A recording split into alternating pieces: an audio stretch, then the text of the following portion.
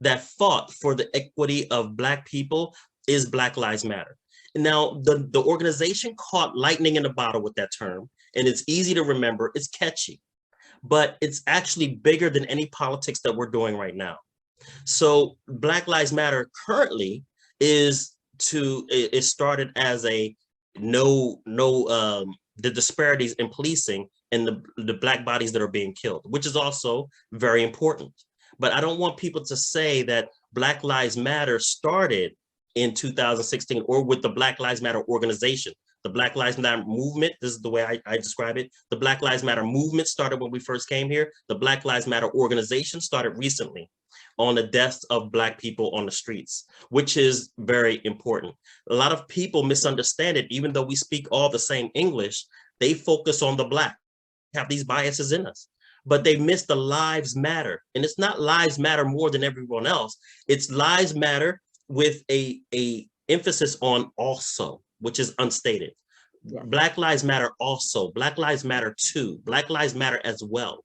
This is what Black Lives Matter is about. Thank you. I like that very much. That makes it very, very much easier to understand. Other questions? Here from one of my colleagues, Patricia Johnson Khalifa.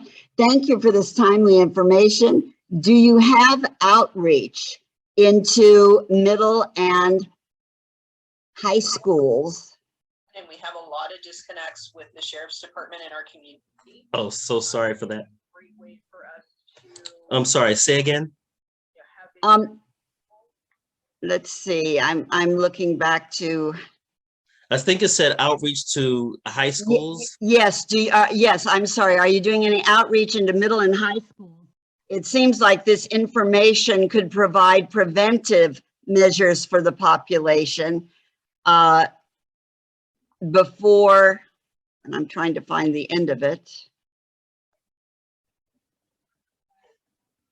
Well, I think before problems occur. Well, it's a really tricky question, because when we go into high schools, we try to let them know the reality on the ground that's waiting for everyone without blaming the victim. This is very critical. We can't say, okay, students, what we need you to do is be less violent and less criminal. That's not what we're there to say. We're here to say that the choices you make can make it so that you are highly policed and can ruin your life, even if you're not of a particular type of person. For example, the gang enhancements. Gang enhancements used to be in San Diego, where if you're seen with an affiliated gang member, someone who is a gang member, you automatically go on the list as a gang member. The person actually did nothing, but their cousin is a gang member. Their cousin has a birthday, they go to the birthday party, now they're a gang member. So a lot of times it's not by fault of their own, and we try to make sure that we tell the youth that, yeah, these systems exist this way, you can do better than this, but it's not exactly necessarily all your fault. There are other things. Norlin, do you see Rochelle's question right above Patricia's? Yes, can you read it for me? I'm having a little trouble with my, I'm sorry, I just had shoulder surgery, so I'm with one hand and I'm not as good. Yusuf, Rochelle Smar says, excellent presentation, Yusuf. I have two questions. How can college students become involved in your campaign?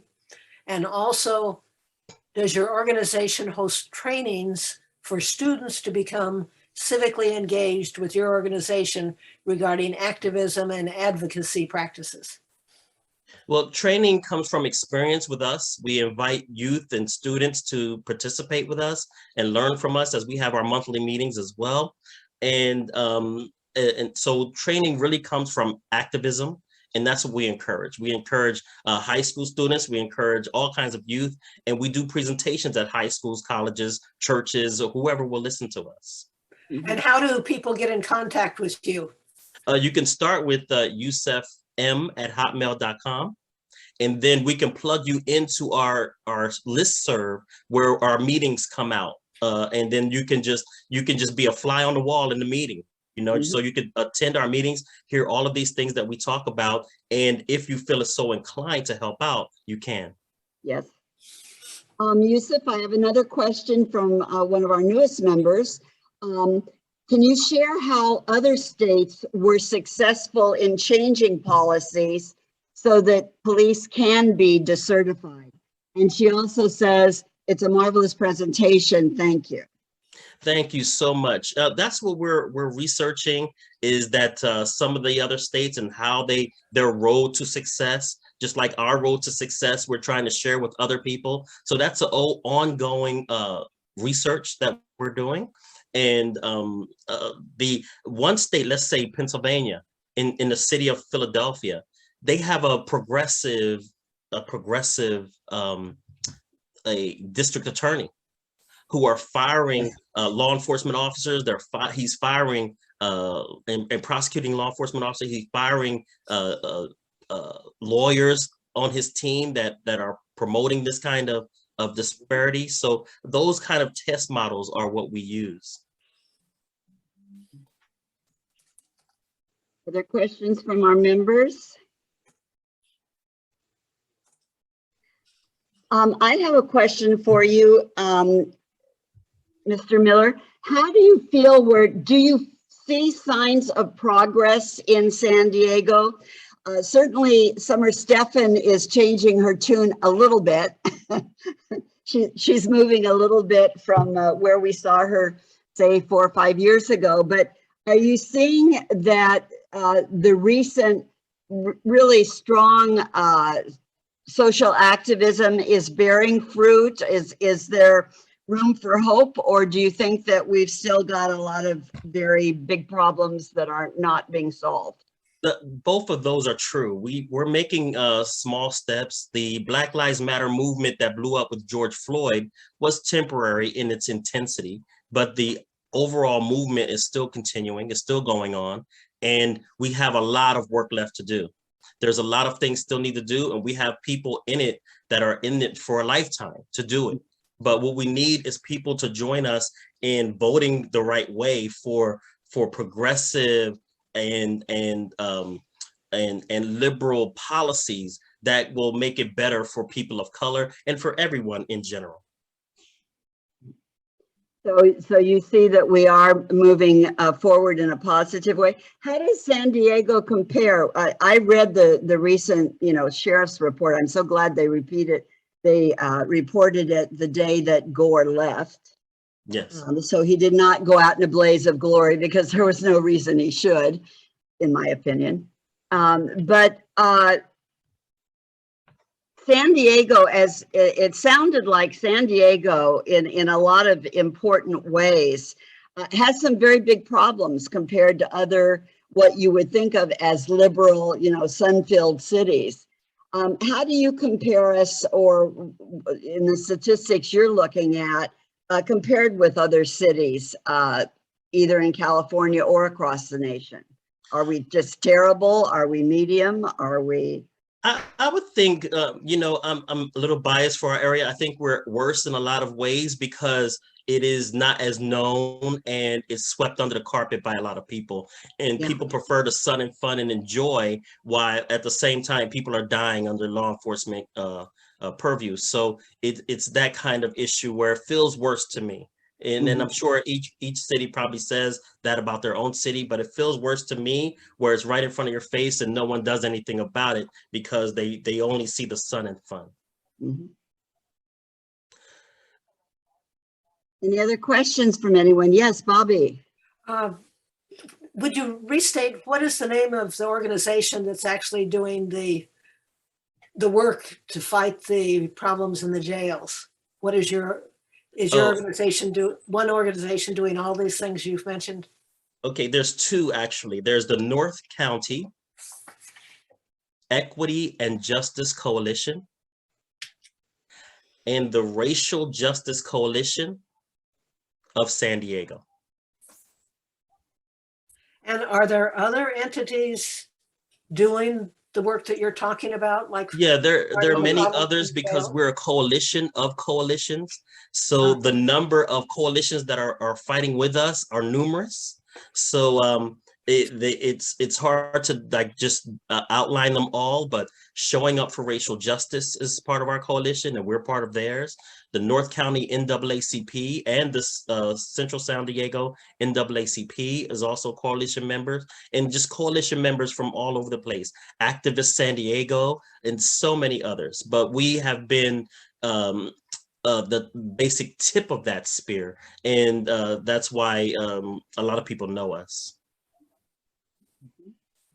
I want to remind everyone that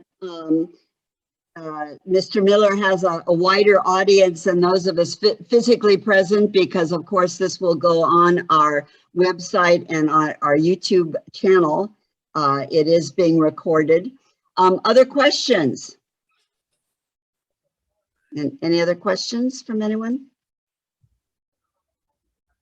Okay, well, we would like to thank you so much, Mr. Miller, for your participation, for bringing these really important issues to our mind. We hope that we can perhaps call on you in the future as other issues come up also that we will need to be informed about. And I would just like to close with a little bit of information.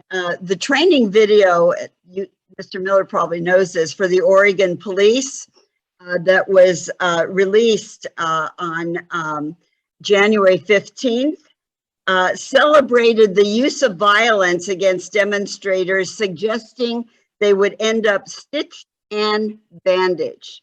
This was reported in the Union Tribune on the 15th. It was released as part of the city records of Oregon on the 14th. So we can only hold on to the famous phrase, we may have come on different ships, but we're all in the same boat.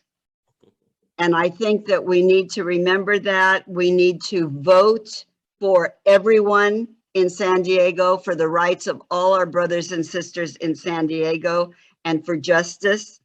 And I would like to conclude with Assalamu alaikum. May peace be upon you, Mr. Miller, and thank you for working for peace so actively in all your organizations, and thank you so much for informing us. Wa alaikum salam, and please, peace be upon you all, and please feel free to invite me back at any time. I would love to come back and talk to you about any developments that are going on. Thank you so much. Thank you all.